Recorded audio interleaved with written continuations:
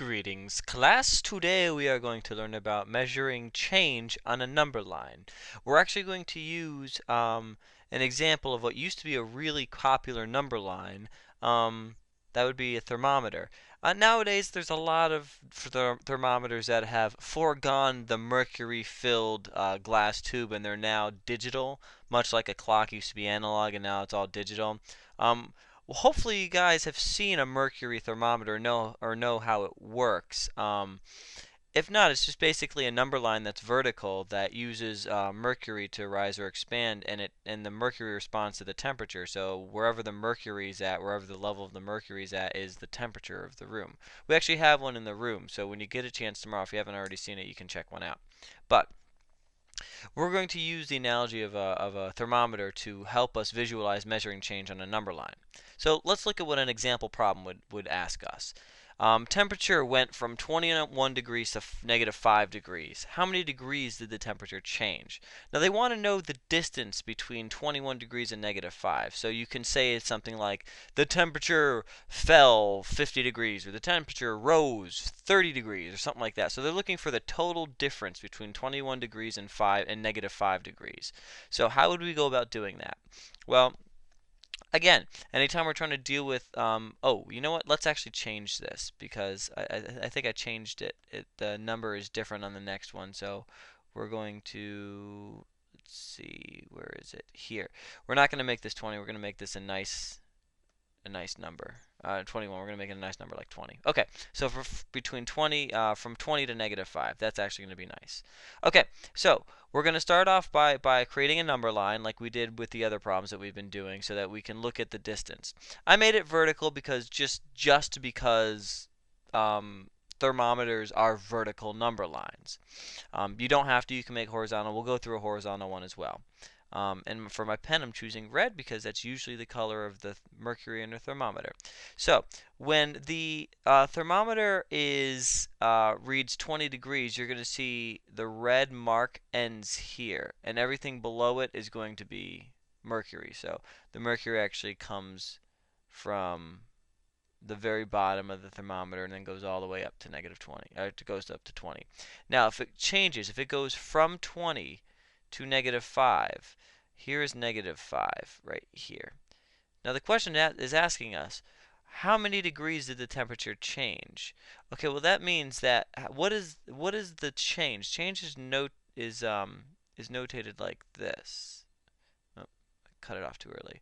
Okay, so the distance between negative 5 and 20, that's the change in the temperature. It went from negative 20, then it lowered all the way down to negative 5. So what is that change there? How much did it change?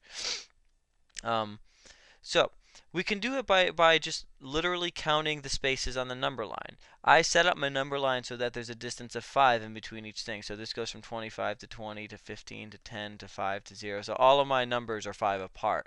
So let's try doing it this way. Here's 5. Between 20 and 15 is 5. This would be another 5. This would be another 5. This would be another 5. And that would be another 5. So altogether, how many different quantities of 5 did we count from in order to go from 20 to negative 5? We had 5, 10, 15, 20, 25. Okay, so there were 25.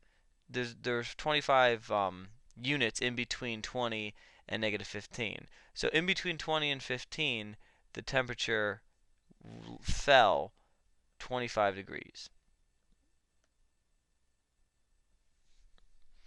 From 20 to 15 is 5, from 15 to 10 is 10, from 10 to 5 is 15, from 15 to 0 is 20, and then from 0 to negative 5 is that 25. Another way you could do it if you wanted to do that, instead of going 5, 10, 15, 20, 25, you can say there's 1, 2, 3, 4, 5 dots here. Each dot is worth 5, so you can say 5 dots. Each dot represents 5 degrees, so you can do it that way. 5 times 5 equals, and then that will give you the 25 as well. You can physically count it out if you want to as well. Now, let's actually look at it on a number line, a horizontal number line. Alright, so I have the exact same number line, except now it's going horizontally. Again, I start off with 20 degrees, and then I end up at negative 5. So on a horizontal number line, I would go, I would go 5, 10, 15, 20, 25. Again, the number doesn't change. It's still 25 away. The change to go from 20 to negative 5 is 25 degrees. Now, another way we could think about this is like a two-step process. There's two parts to this. Remember that a negative number is just a number that it's a distance away from 0 and to the left of it, or a distance from 0 that's smaller than it. So we can look at it this way if you wanted to. 20 is how far away from 0? How far is this distance right here? 20. Definition, 20 is 20 away from 0, okay? This 5 negative 5 right here, how far away is it from 0? Oops, I made a little mark there I didn't mean to make. How far away is 5 from 0? By definition, negative 5 has to be 5 away from 0. It's just in the negative direction. So this distance here is 5. What makes it negative is just that it's to the left of 0. But it's still, the distance is 5. To go from 0 to negative 5, you have to travel a distance of 5. So if the distance from 20 to 0 is 20, and the distance from 0 to negative 5 is 5, when you join them together,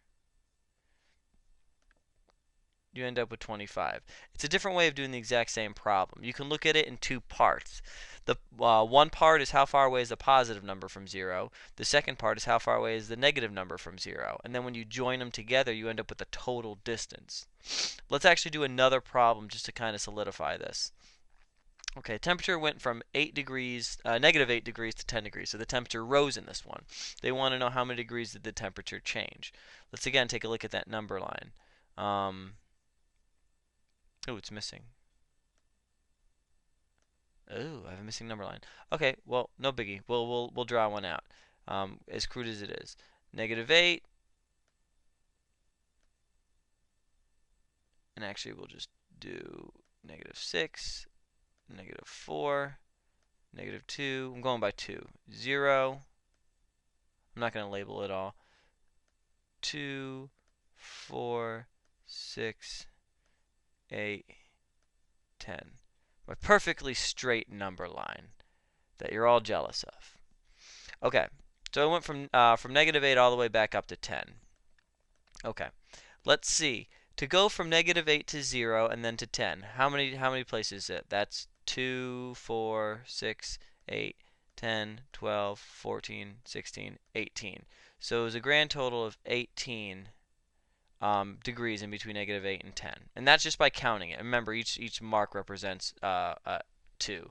This is negative 6 right here. I didn't want to crowd out the thing and waste a lot of time like labeling every single number on my number line, but that was negative 4.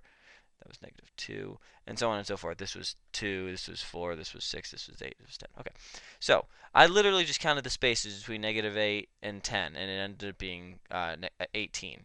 What I could also do is say there are 1, 2, 3, 4, 5, 6, 7, 8, 9 spaces in between negative 8 and 10. There are 9 spaces. Each space represents 2 degrees. So altogether, there are 18 degrees in between negative 8 and 10. Okay, so that works too. The other method we were talking about doing is the two-parter, is finding the distance between your negative and 0 and your positive and 0. So the distance between negative 8 and 0 is what? 8. The distance between 0 and 10 is 10. And then when you join those two together, you end up with a difference of 18 degrees. Okay? So you can use a number line. You could actually physically count on the number line how far away the two numbers are if you're trying to find a change or the distance between two numbers. You could also use a multiplication if you know what each mark on the number line represents. In problems like this, I wouldn't use one. I wouldn't go negative 8, negative 7, negative 6, negative 5 because it'd be too many numbers. I choose numbers that are easier to work with. Or And this is actually one of the ones that will get you a little bit further. You don't even necessarily need a number line for it. We were just visualizing it with a number line. Way to think about it. A change that goes from positive to negative or from negative to positive has two parts. There's a part that is just a negative section. It goes between the negative number and 0. And then a part that's all positive. It goes between 0 and the positive numbers. And you can break it down into those two parts. When you figure out what those individual differences are, you add them up together and you get the total change. And that's what we did, the very last thing we did here. We figured out what the negative part of it was, the distance between negative 8 and 0. And then we figured out what the positive part of it was, the distance between 0 and 10. And then what we did was we took those two distances and added them together to get our final answer. Remember, that's a it seems a little bit bigger than it should be, but that's a degree sign, not a 0. Don't want you to think that that's 180. This is actually 18 degrees. Okay? So ways to think about measuring change on a number line. You can actually physically count it. You can just use the multiples of, like we did when we figured out that this was 1, 2, 3, 4, 5, 6, 7, 8, 9, and then each one was 2, so 9 times 2 is 18. You could do it that way, or you can break it down into parts and figure out what the distance between the negative parts are and then the distance between the positive is, and then you can add them together. Okay? So we'll do some practice problems in class.